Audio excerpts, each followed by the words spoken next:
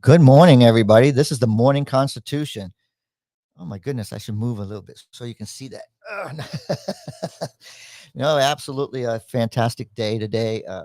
Weather has been horrible. I know you all have been dreading those electric bills.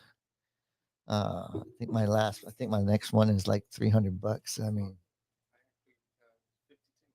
okay, so John, he's like at 52, so maybe he has like a little box on the side of the road. Oh, there I go. So I'm absolutely sorry I had nothing to offer you last week because there was just so much going on. But today, I'm sure you saw the topic. Is it because they're black or is it because they're Republican? So we have several things going on here in Orange County. Just Orange County just seems to be the bastion of Governor DeSantis's bane of his existence. Okay, so Worrell, the state attorney, done deal. We talked about it on the you can't make this shit up. David David called it. We saw it coming. Now she's out. The thing that's interesting is you have a federalist society. Now, see, look, I'm a Republican, guys. You're not going to see me like all upset about that. Like everybody else might be upset about it. The Democrats are livid about it. But, you have a Federalist Society judge that's been, put into the position. Everything's going to change. There was the court got black, the court stopped operating because everybody had to be sworn in again. We have the Borrell's chief of staff on leave, and she's fired. So let's put that into perspective. That's going to be a whole story in itself. But Judge Bain is a conservative black judge. Was he selected? Was he selected for the job because he was black? It's a good question. I don't think that Republicans kind of play that game, but it is interesting that he is so conservative and he's taking over for somebody who is so liberal. And we don't have a lot of black Republicans. We used to. We used to have a ton of them. We used to have all of them until the Democrats decided that they were going to figure out how to, oh, what's the word? They found out how to bring them into the fold. Because I don't know if they're really in the family. Because the way I see it, there's a lot of stuff going on that doesn't make it look like they're. I think they take advantage of that vote. So, is it because he's black or is it because he's a Republican? Well, he's in that position because he's going to do the job that DeSantis wants done. So, I believe that DeSantis looked at what he had and that's where he went. Because there's two judges I think of that just went through elections that he could have considered. And yet he went with Bain. Now Bain, big football star and all kinds of stuff. I mean, yeah, really supported by a lot of the black community uh, that didn't realize that he was a Republican. Um, win for us. So, oh God, I just don't like talking about this topic. I don't like talking about it because it just seems like the press just hates all of us Republicans. Now, the law is the law, and I'm not going to say breaking the law is ever good. Scott Maxwell had to pile on to this same topic I'm going to, right? So the Urban League was paying $172,000 to Glenn Gelzine. Hope I say his name right. I mean, Glenn is. I mean, Glenn is Glenn. I mean, he's always been cordial. I've always enjoyed the fact that, he is conservative. He's not. He never hides that. The Urban League was actually founded by, the conservatives. It's funny how things switch over time. But then we have this water district, not water district. It's this. Oh God, I can't say that. Let me look it up, guys, because I can't say that. Yeah, that long word. David's helping me here. That long name that they say. It was Reedy Creek, right? Reedy Creek is Florida tourism and blah blah. Okay, forgive me for not knowing it because it's just like I've been focused on the leader. So the leader is Glenn now. So that he's not with the Urban League, and they're probably going, "Oh, thank God he's not here anymore," because he didn't leave without just saying something that totally got them upset. So it's not the first time he's been in the news for making waves. So they raise the salary. I'm going to go to raising the salary. So they raise the salary because there's a lawsuit. They pay him $400,000. Now think about this. We're spending $400,000 to pay Glenn. It makes you wonder how much are we paying the governor? Well, the governor's using about $32.9 million for just security right now. Now we're not tax and spend kind of people, but yet our taxes are being spent at a rapid rate. I see here because this is brand new, right? Reedy Creek was not ours. Now it is ours. Now it's our responsibility. It becomes your tax dollars. I where's my? I'm going to lose my Republican card for some reason because I'm actually a Republican. I mean, because I don't see why we spend. We're out of control. And now the Democrats are going to come up and say teacher pay and all this other stuff, and everybody's going to go, you know what? Yeah, I think we should go that direction because teachers are underpaid. But DeSantis was on a roll. He went in there and he gave an increase to new teachers and pissed off the entire veteran teaching population.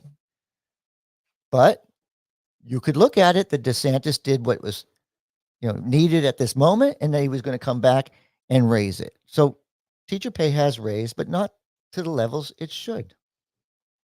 We still have classrooms that are empty. And this is funny because we move in the direction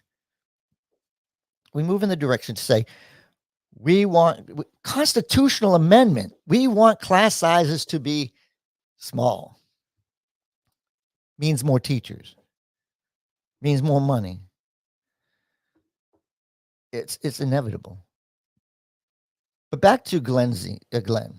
So Glenn, I like Glenn. I think that Glenn is not the kind of guy that would break the law intentionally. But right now we have he's now the leader of the tourism district. Ready for it? This one we need a drum beat for this one, but I don't remember which button that is. But we should try the buttons, guys. Let's see if we can get a drum thing. But that's good. Hey, cheer for the fact. Yes, that's good. So here's the information I'm going to share with you. It is the leader of the ethics board, the one that oversees everything, the one that told Donald Trump to go to hell, the one that said, that wasn't something that, so Donald Trump and his team were suing the governor, or taking the governor to the ethics committee because he was uh, using tax dollars to, make his, get into his presidential run. Well, see, how is it that I keep getting onto DeSantis? It's like everything leads to DeSantis. But the ethics committee said no, that's not something we're going to do. We don't believe that's what's going on, I guess. But there's a rule that you can't work for the state of Florida and be on the ethics board. So Glenn's getting $400,000 a year from the state. I have no problem with it. Guys. I have no problem with the paycheck, other than the fact that that's a lot of money, a lot of tax dollars. And he went from 172,000 to 400,000, but 400,000 because of the lawsuit. So that basically means that he can actually afford some lawyers along the way. So about half of that's going to be going to lawyers. So understand that. I think that's a smooth move. But again, Glenn is black and he's Republican. This is an attack on Glenn. Uh, is it fair? Listen, I don't defend anything. I just don't believe this is a guy that did this on purpose. But everybody's pointing out how simple it is, that he should have seen it, all of this stuff. Well, it is kind of odd because you're in a position. I would have thought at some point he would go, what if there's an ethics complaint about me? What if there's an ethics complaint because of what I'm doing down in the tourist district? It never occurred to him that that might happen. So I'm gonna reach out to Glenn. I probably will never get to get that close again, but I'm gonna reach out to him and just have a conversation because I believe, again, it's because he's a Republican. It's not because he's black. It's because he's a Republican. That one I'm gonna call because Amnesty, Carolina. Listen, I don't think any Republican knows how to say her first name. An Amnesty. Now, Representative Amnesty, friend, always considered her a friend. But when she was running against Vina Francois and Mike Zhao, Yukon, and I'm going to have trouble with his name. Now, see,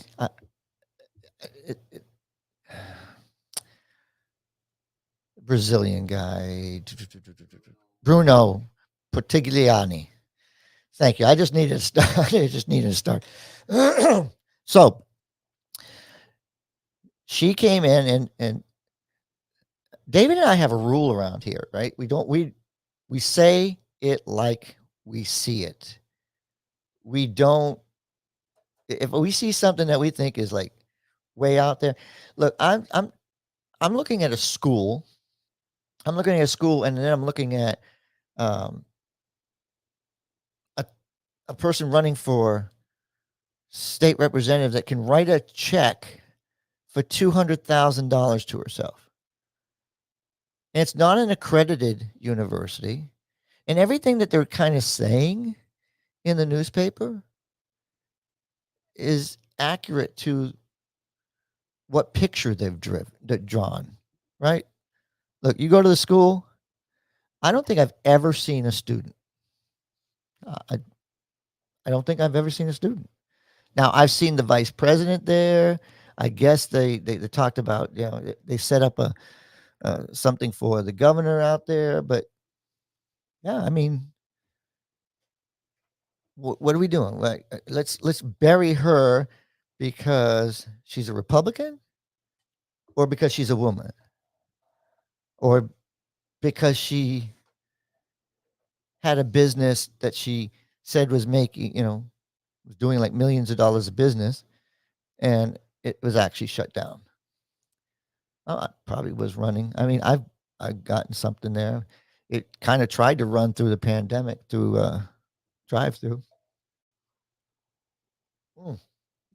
Yes, coffee at work, Jay in Washington. You do know this is a Jay in Washington production, so I'm gonna keep saying I'm gonna talk about David, I'm gonna talk about John, I'm gonna talk about the we got some great interns coming in too, so I'm so proud of this company that I have the opportunity to work at. Clients are now coming in looking, it's like, "Hey, we've got a special election, we're proud to" now how do I say this so I don't break my loyalty oath, right? We are proud that our company is representing Rishi Baga. We have no problem. I have no problem saying that. Now, if I say I endorse or I support, when I can't, and he knows that's one of the fun things about this.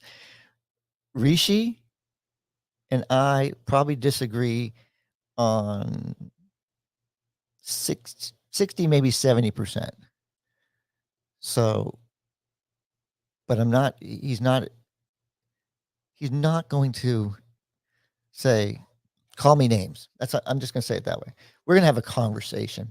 And when we have a conversation, it opens his eyes to possibly, hey, this is what's going on. Another reason that individuals should think, hey, this is truly a bipartisan company. If you're a Republican and you're working with me, you're going to get honesty from David. And that could help your campaign. Just saying. Just saying. Just if your case, if you're looking. But I bring her up because all of this stuff has to go through the ethics. There's taxes and there's all kinds of stuff going on. And Amnesty, Representative Amnesty, she says that it's a hit piece. It's a hit piece on her from the liberal media. Now, Amnesty, I like you. I like you as a person. I have a lot of respect for you. You've done what you've done to get where you're at. However, you've gotten there. But I have to come to the point where I can't say this is a hit piece. I mean, because you're trying to explain things, it doesn't work. You didn't pay the taxes. You paid the taxes after the story started.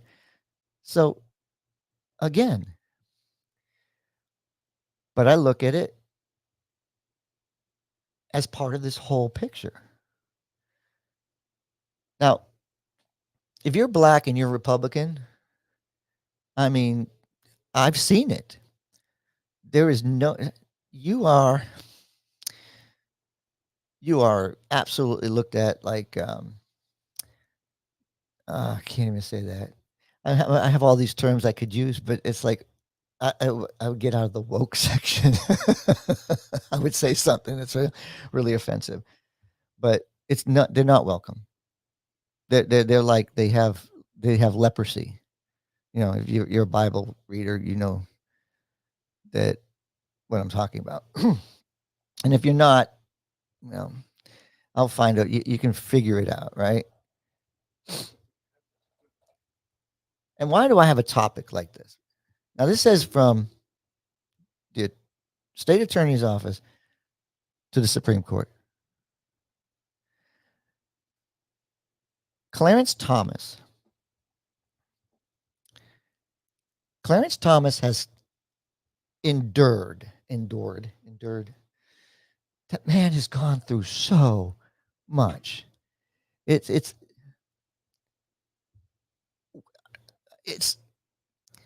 when I was younger, I was old enough to watch him get nominated, and I got to watch his confirmation.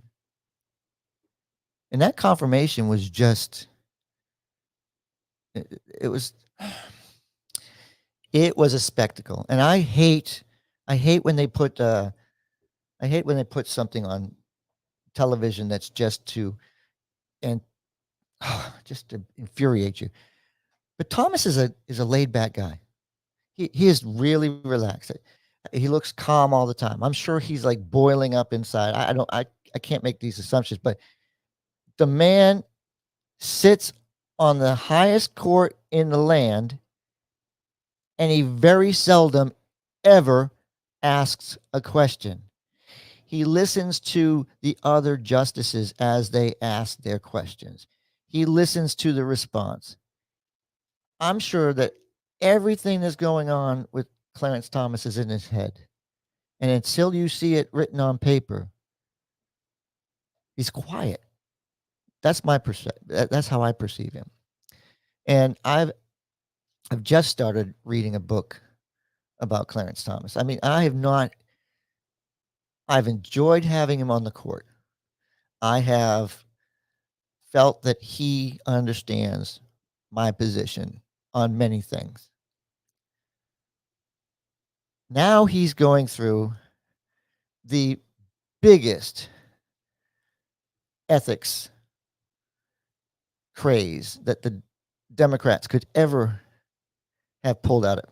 But again, these are things. He's a judge. He sits on the highest court.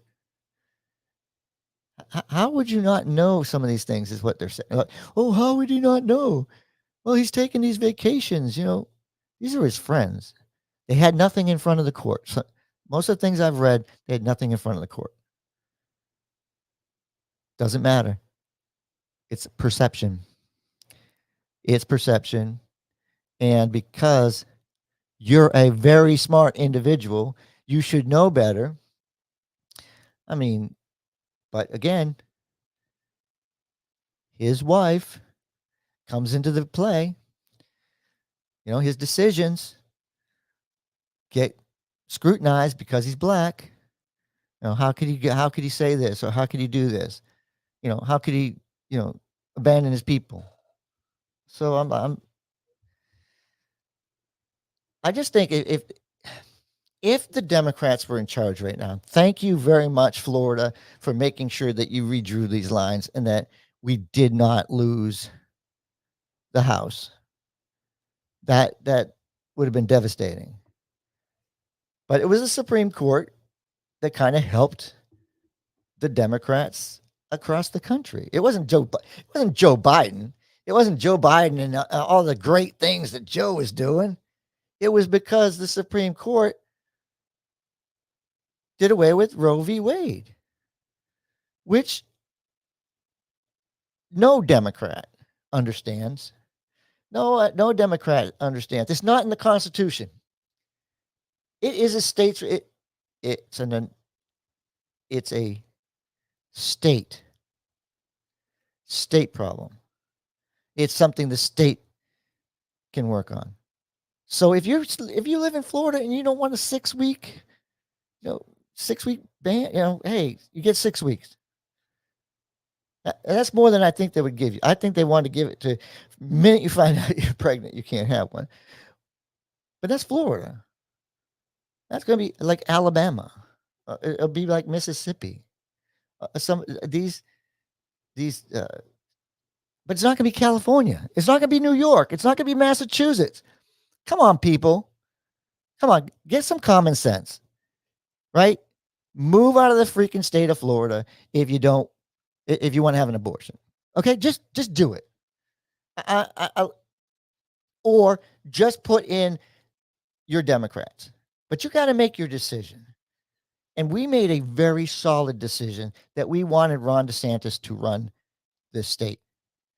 And you can say, well, Democratic turnout. Well, you know what? That is part of voting. That's abstaining. That's abstaining from your vote. You didn't care. You felt that DeSantis was going to get it anyway, so you didn't go to vote. There were a bunch of people on the bottom of the ticket that could have been in office.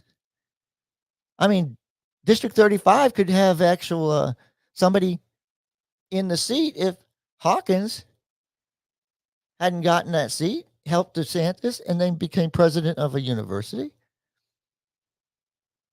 Uh, just have to call it like it is. We have to be more receptive to the fact that we're under a microscope because we try so hard to be the ethical party. Christians and Christian Coalition, all these other things. When you put yourself there, you have to protect your position. That means you have to be above reproach. And I'm tired of this. Like I saw this with Newt Gingrich. So I believe it's not because they're black. It's because they're Republican. And as a Republican, you have a standard. You have a standard that you have continuously brought up. If you're going to be the moral police, if you're going to put laws in that affect abortion, be prepared. Be prepared because any dirty laundry is coming out. And that's the Morning Constitution.